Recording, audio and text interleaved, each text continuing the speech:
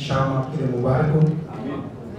आए एक काम करें, अपने दोनों हाथों को स्वर के परमेश्वर में उठाएं। 24 प्राचीन जिसके सन्मुख अपने घुटने टेक कर अपने सर के मुकुट उतार कर कहते हैं जो सिंहासन के ऊपर है वही सारे आदर और महिमा की होती है।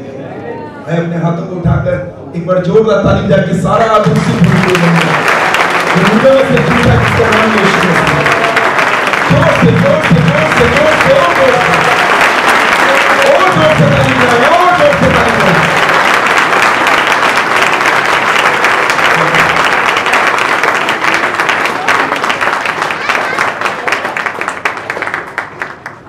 मैं स्वर के परमेश्वर को बड़ी विनम्रता से धन्यवाद देता हूँ कि प्रभु ने मुझे आपके बीच में आने के लिए अवसर प्रदान किया। मैं सबसे पहले स्वर के परमेश्वर को धन्यवाद देता हूँ। इसके साथ साथ जो कुछ पास्टर शेखर जी ने मेरे विषय में कहा उसका ऑनर सिर्फ प्रभु को मिले। पास्टर शेखर जी के साथ बहुत साल पुराना एक रिश्ता है। मुझे प्रभु 26 साल पहले लुधियाना में लेकर आए और पिछले 26 सालों में हमने प्रभु के अनुग्रह को शहर में देखा। पास्टर शेखर जी से लंबे समय की हमारी मित्रता है। प्रभु का धन्यवाद। एक समर्पित चुने दर्शन लेकर आगे चलने वाले प्रभु के दास हैं। इसके साथ साथ मैं प्रभु को धन्यवाद देता हूँ पास्टर एंड्रू जी के लिए। आज मैं उनको पहली बार मैंने देखा, पहली बार मैंने आपको देखा, लेकिन आप बहुत एक्टिव हो। अच्छा, तो प्रभु को धन्यवाद दो आपके घराने के लिए, आपकी सेवकाई के लिए। मैं स्वर्ग के परमेश्वर की स्तुति करता हूं। आज कलीसिया को पादरी नहीं चाहिए, वो जमाना चला गया। अब कलीसिया को पादरी नहीं चाहिए, चरवाहा नहीं चाहिए, अब कलीसिया को एक पिता चाहिए। खुद का बच्चा है ना, कीचड़ में गिर गया, जैसा भी गिरा उठा के सीने लगाएंगे। आज कलीसिया ऐसे अगुओं को ढूंढ रही है बस जो उन्हें संभाले और उनसे प्यार करे, उन्हें इंक्रेज करे और कहे आगे चलो हम तुम्हारे साथ। सचमुच आप समर्पित प्रभु के दास हैं। आपके जीवन के लिए मैं प्रभु को धन्यवाद देता हूँ। एक काम करेंगे मात्र 1 मिनट के लिए, जितने भी बिशप, पासवान, अपोस्टल, इवेंजलिस्ट, सुसमाचार, प्रचार, कोई भी प्रभु के दास किसी भी रूप में सेवकाई करते हैं, इवन आप आराधक हैं, मात्र 1 मिनट के लिए खड़े हो जाएं। वो जो सेवकाई में अपने सामने खड़े हो जाएंगे।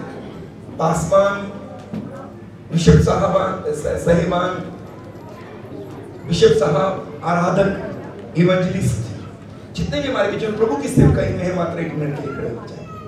मैं बड़ी विनम्रता के साथ आपको स्थान के ऊपर यीशु के नाम में आदर देता हूँ।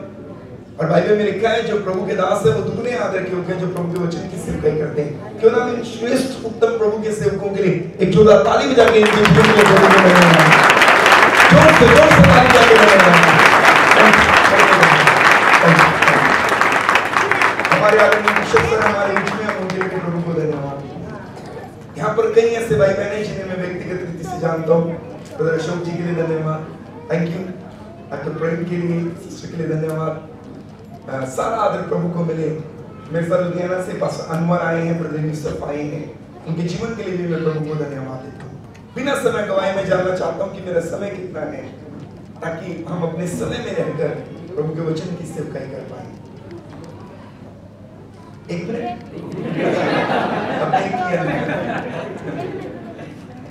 मैंने अपने जीवन का सबसे छोटा प्रचार 7 मिनट का किया था, इलाहाबाद सीएनए चर्च की कन्वेंशन। क्या 7 मिनट का बहुत है? ओके, थैंक यू, बहुत बहुत धन्यवाद 1 घंटा मुझे देने के लिए, थैंक यू। मैं देख रहा था बच्चे यहाँ बहुत मेहनत करते हैं और यहाँ का जवान प्रभु के साथ जुड़ा हुआ है। सारा आदर प्रभु को है। 3 बातें जो यहाँ पर लिखा हुआ है ना, ये फायर जो देख रहे हैं आप, ये जो लिखा है रिवाइवल ऑफ द ईयर, 3 बातें प्रभु ने मेरे हृदय में आपको बांटने के लिए डाली है। और हमने इन 3 बातों में काम करके एक आग को देखा, एक बेदारी की आग को देखा। जो हमने देखा मैं वो शेयर करना चाहता हूँ, अनुभव से बताना चाहता हूँ। लेकिन वचन में जाने से पहले बड़ी विनम्रता से मैं कहना चाहता हूँ, ब्रदर इसका एक को बंद कर दीजिए, ब्रदर इसका एक को बंद कर दीजिए, रिवर्ब बंद कर दीजिए, मुझे फ्लैट चाहिए। Thank you. अभी भी थोड़ा सा है, बेस ज्यादा है, थोड़ा सा शार्पनेस थोड़ी ज्यादा है, इसको कम कर दीजिए। जो मैं बोलता हूं उनको मालूम पड़ना चाहिए, ऐसा नहीं। थैंक यू, बहुत बहुत धन्यवाद। अभी भी शांति से लग रहा है। Praise the Lord. तो थोड़ा सा इसको ठीक कर दीजिए बस। आप अच्छे व्यक्ति नहीं तो मुझे बाइबल में लिखा है शामुएल छोटा बच्चा प्रभु के घर में था, उसको कई बार आवाज आई। अंतिम बार उसने ये कहा था, बोल प्रभु क्योंकि तेरा दास सुन। एक परमेश्वर के महान सेवक हुए, उनका नाम है डॉक्टर विलियम बूथ, जिन्होंने साल्वेशन आर्मी चर्च की स्थापना की। डॉक्टर विलियम बूथ मुक्ति फौज के संस्थापक, उन्होंने एक लाइन इस प्रकार से कही थी, आग की प्रवृत्ति है बुझना। दुनिया में कोई भी आग कहीं पे भी लग जाए, ये आग के नेचर में है, वो धीरे धीरे बुझ जाती है। आग के नेचर में है, ये उसके स्वभाव में पाया जाता है कि दुनिया में कभी भी कोई आग लग गई, कहीं पे भी लग गई, वो धीरे धीरे बुझ जाती है। इसका नेचर है। डॉक्टर विलियम बूथ ने कहा, आग की प्रवृत्ति है बुझना, अपनी बेटियों की आग की चौकसी करो। बहुत साल पहले मैं उपवास की प्रार्थना में था, प्रभु ने मुझे एक बात याद दिलाई, और वो बात ये थी, प्रभु ने कहा अगर तू चाहता है कि तेरी वेदी के ऊपर पवित्र आत्मा की आग जलती रहे, तो हर आग को जलते रहने के लिए ईंधन की जरूरत होती है। और प्रभु ने जो सर्वप्रथम बात मुझे रिवाइवल के लिए बताई, जिसको मैं करीबन प्रभु के बाय द ग्रेस और प्रभु के अनुग्रह से पिछले 15 साल से लगातार इस विषय के ऊपर हम बात कर रहे हैं, इसके ऊपर ध्यान दे रहे हैं, इसके ऊपर काम कर रहे हैं। प्रभु ने कहा, अगर तू चाहता है तेरी वेदी के ऊपर, तेरी कलीसिया में, कलीसिया के लोगों की वेदियों के ऊपर आग जलती रहे, तो फिर एक काम कर, और काम ये है, उसमें ईंधन डाल, क्योंकि उसके नेचर में है कि वो आग बुझ जाएगी। हर आग को जलते रहने के लिए ईंधन चाहिए। और हम पिछले दिनों में एक मूवमेंट में काम कर रहे हैं, जो पूरे विश्व में जिस मूवमेंट के लिए काम कर रहे हैं हम, और वो है, प्रभु ने कहा ध्यान से सुन, प्रभु ने मुझसे कहा ध्यान से सुन, कहीं भी पवित्र आत्मा की अगर आग लग गई और तू चाहता है कि वो जलती रहे, तो याद रखना, पवित्र आत्मा की आग जलते रहने के लिए जो ईंधन चाहिए, उस ईंधन का नाम है प्रार्थना।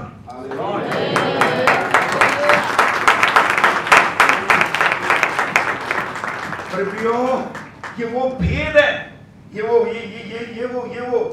सीक्रेट है, जिसको जानने के बाद सब कुछ बदल जाता है, सब कुछ बदल जाता है।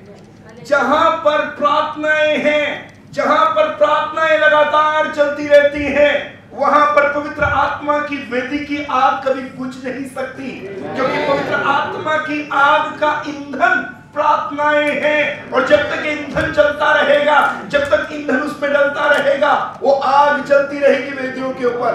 मेरे प्रियो, मैं परमेश्वर का दास होने के नाते आपको कहना चाहता हूं, बड़ी विनम्रता से आपके समूह की बात रखना चाहता हूं, बिना प्रार्थना के रिवाइवल असंभव है, आ ही नहीं सकता।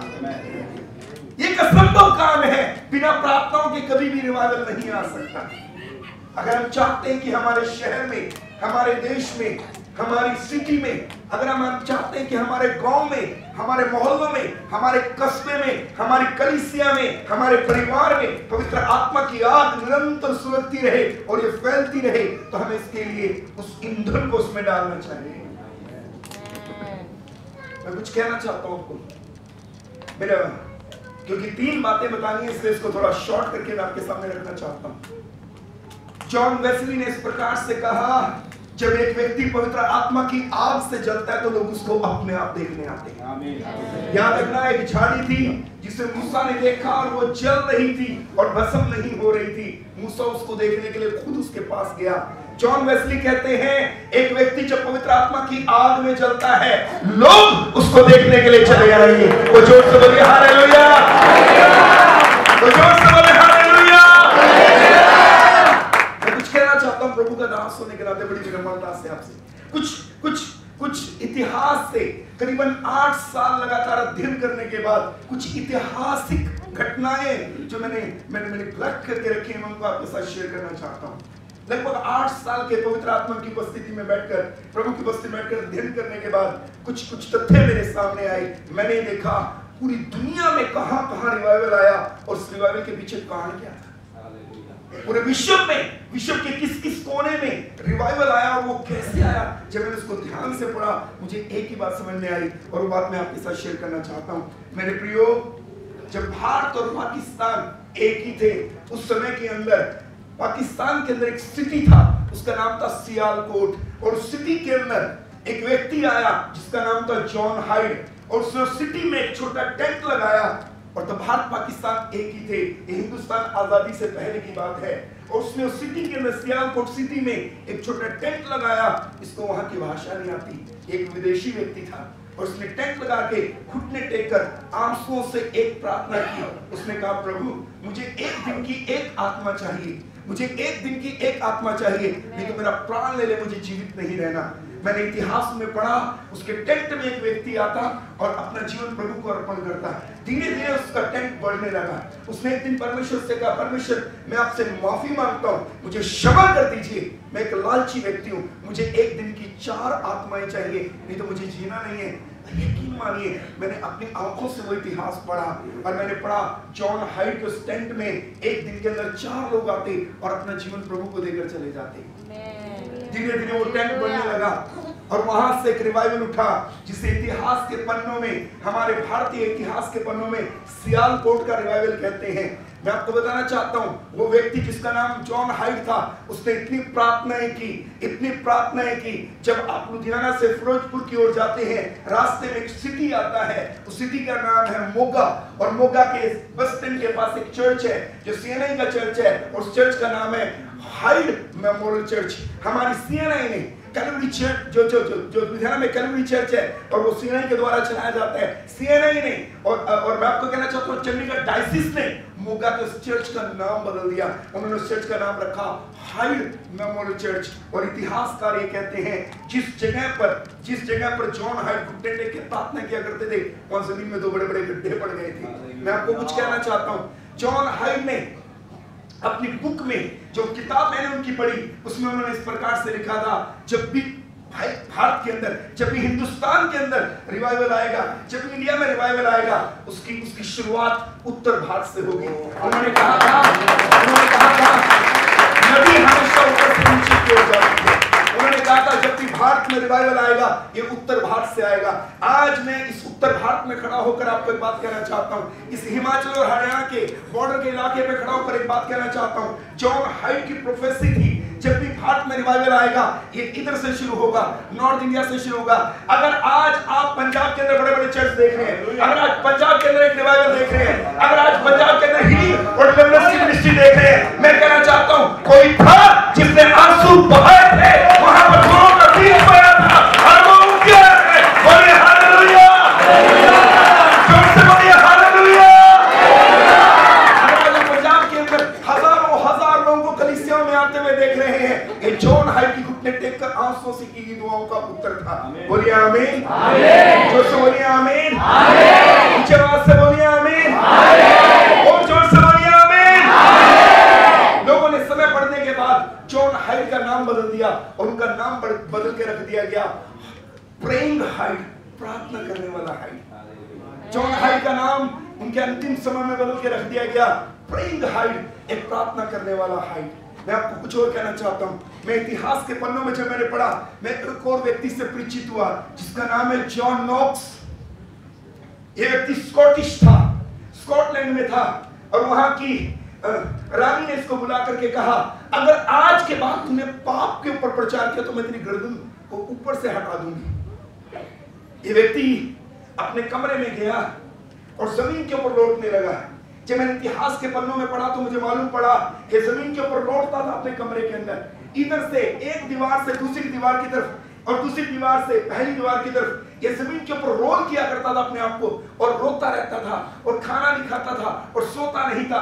एक दिन इसकी पत्नी से आके कहती है, जॉन अपने पांव पे खड़े हो। ये अपने घुटनों के बल आया। उसने इसको देखकर कहा, अपनी आंखों को देखो, तुम्हारी आंखें सुबह हो चुकी हैं, तुम कितने दिन से खाना नहीं तुमने खाया, तुम कितने दिन से सोए नहीं हो, तुम कितना रोते हो। देखो थोड़ा खाना खाओ, सो जाओ, थोड़ा आराम कर लो।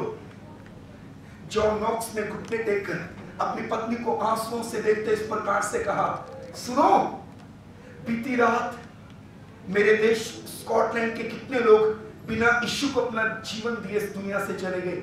उनके लिए भी यीशु ने अपना लहू बहाया, उनके लिए भी यीशु ने अपना प्राण दिया। कितने लोग बीती रात इस दुनिया से, स्कॉटलैंड से, कितने लोग बीती रात बिना यीशु को अपना जीवन दिए चले गए। उनके लिए भी यीशु ने अपना प्राण दिया था। और तू कहती है मैं सो जाऊं, और तू कहती है मैं उठ करके खाना खाऊं, और उसके बाद फिर वो जमीन के ऊपर लौटने लगे और लौटने लगे और लौटने लगे और कहने लगे, प्रभु स्कॉटलैंड को बचा ले, प्रभु स्कॉटलैंड को बचा ले, प्रभु स्कॉटलैंड को बचा ले। इतिहास के पन्ने कहते हैं एक व्यक्ति की प्रार्थना सुनकर, जॉन नॉक्स की प्रार्थना सुनकर, उसने कहा, प्रभु स्कॉटलैंड को बचा ले, नहीं तो मुझे जिंदा नहीं रहना, स्कॉटलैंड को बचा ले, मुझे जिंदा नहीं रहना। वो आंसू आंसू बहा बहा कर पूरी रात ये प्रार्थना करते थे, प्रभु यहाँ के लोगों ने जो पाप किए मैं उनके लिए माफी मांगता हूँ, दया कर, इस देश पे दया कर। इतिहास के पन्ने बताते हैं एक व्यक्ति की दुआ को सुनकर, जॉन नॉक्स की दुआ को सुनकर परमेश्वर ने पूरे स्कॉटलैंड में रिवाइवल ला दिया।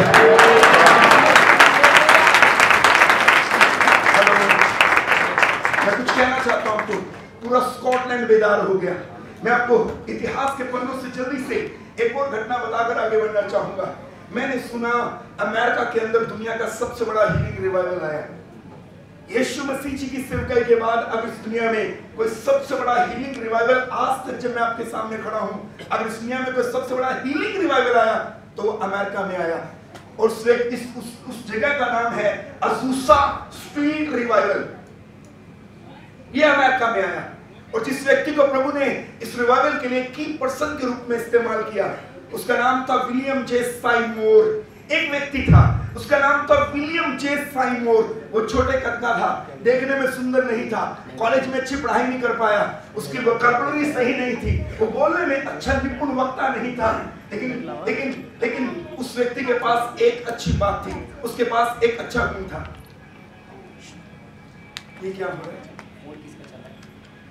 क्या हम थोड़ी देर के लिए इन चीजों को बंद कर सकते हैं?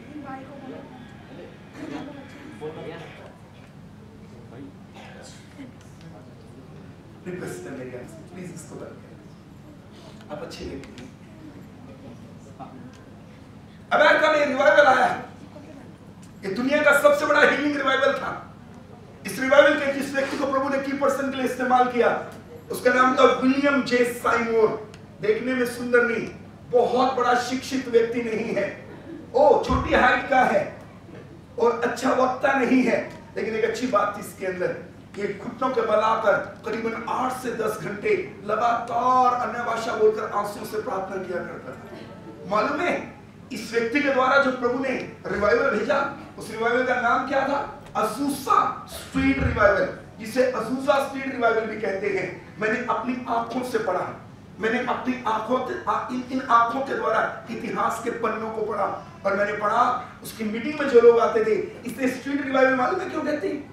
इसे स्ट्रीट रिवाइवल इसलिए कहते हैं, एक व्यक्ति 2 बैसाखी लेकर बिना पांव के चर्च जा रहा है, गली में से बिना पांव के चर्च जा रहा है, और मॉर्निंग में गली में से, लेकिन आफ्टरनून में जब वो चर्च से वापस लौट रहा है, वो बैसाखी तो नहीं है लेकिन दूसरा पांव उसके साथ है।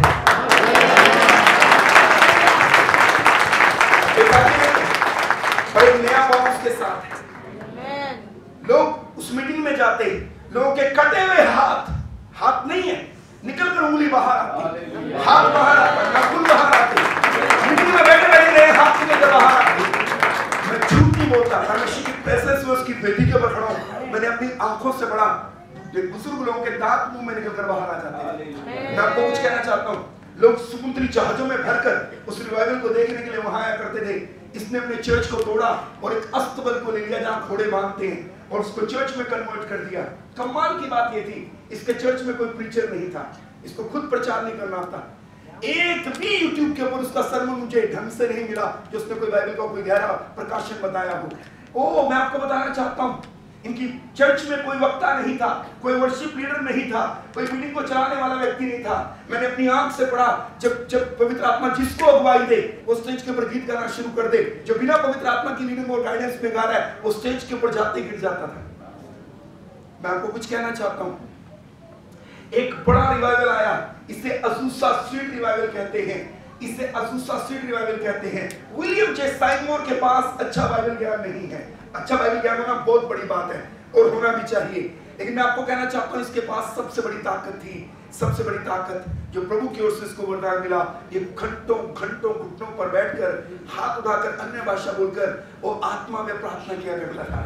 मैं कुछ कहना चाहता हूँ आपको, मैं एक और व्यक्ति को इतिहास के पन्नों में जानता हूँ। ऐसे तो सैकड़ों हैं जिनके विषय में मुझे पिछले 8 साल में जानने का मौका मिला। वो एक और व्यक्ति के विषय में मैं जानता हूँ, उसका नाम है इवान रॉबर्ट्स, और परमेश्वर ने इसे वेल्स के अंदर इस्तेमाल किया। मुझे प्रभु ने अनुग्रह दिया, मैं वेल्स में गया और मैं वो रिवाइवल के चिन्ह अपनी आंखों से देखकर आया। वेल्स इंग्लैंड के साथ है, वहां पर ये रिवाइवल आया।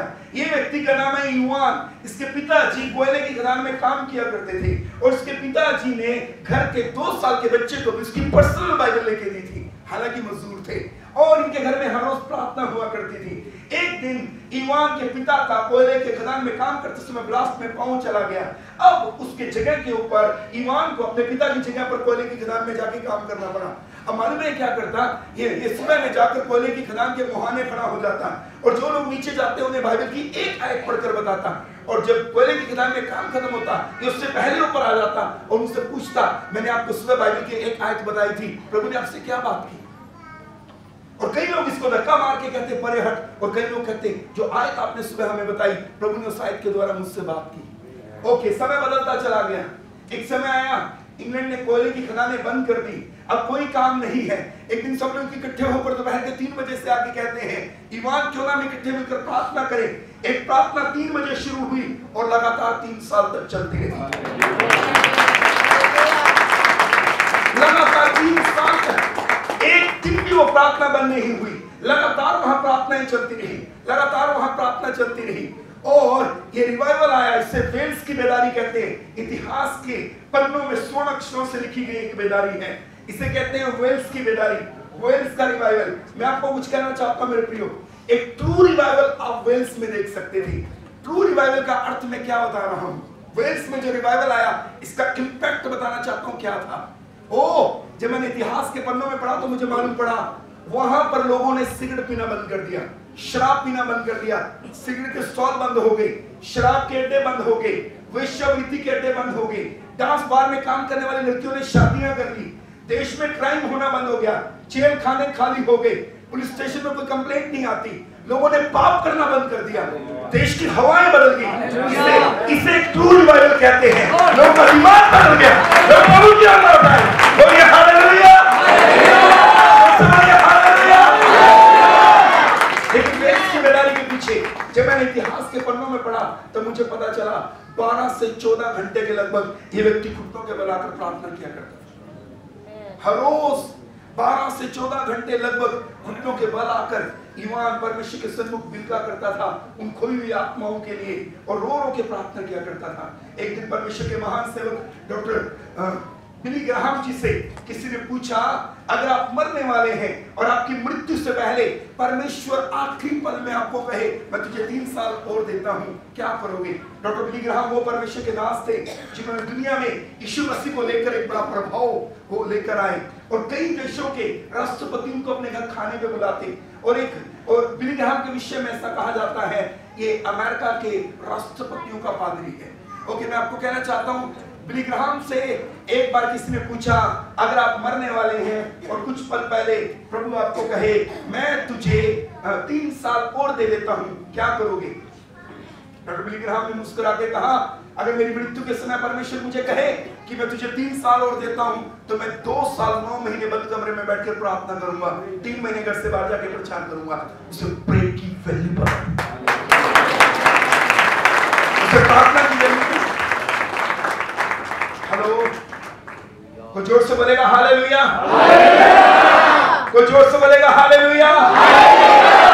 अगर आप एक आग देखना चाहते हैं, अगर आप अपने मोहल्ले में, अपने शहर में, अपनी स्टेट में, अपने राज्य में एक पवित्र आत्मा की आग को देखना चाहते हैं, अगर एक पवित्र आत्मा की आग की लपटों को देखना चाहते हैं, मैं आपको दावा करता हूं यहां खड़ा होकर बिना प्रार्थना के कभी नहीं हो सकता। आपको प्रार्थनाओं की ओर लौटना पड़ेगा, आपको अपनी उस बात को देखना पड़ेगा जो बाइबल में शुरुआत के अंदर जो बेसिक बुनियाद थी, वो घर घर प्रार्थना किया करते थे। मैं आपको कहना चाहता हूं हमें प्रार्थनाओं की ओर लौटना पड़ेगा। बड़े विश्वास से मैं आपको ये बात बोल रहा हूँ, एक धनवान हार सकता है, एक ज्ञानवान हार सकता है, एक बुद्धिमान हार सकता है, एक बलवान हार सकता है, लेकिन घुटनों पर आया मसीह कभी नहीं हारता। तो जोर से बोले हालेलुया, बोलिए हालेलुया, ऊंची आवाज से बोलिए हालेलुया। आप अपनी कलीसिया में बड़े बड़े काम देखना चाहते हैं, मैं परमेश्वर के दासों से आग्रह करना चाहता हूं, अगर आप अपनी चर्चों में, अगर आप अपने कलीसिया के स्थानों पे परमेश्वर के बड़े बड़े काम देखना चाहते हैं, मैं एक और व्यक्ति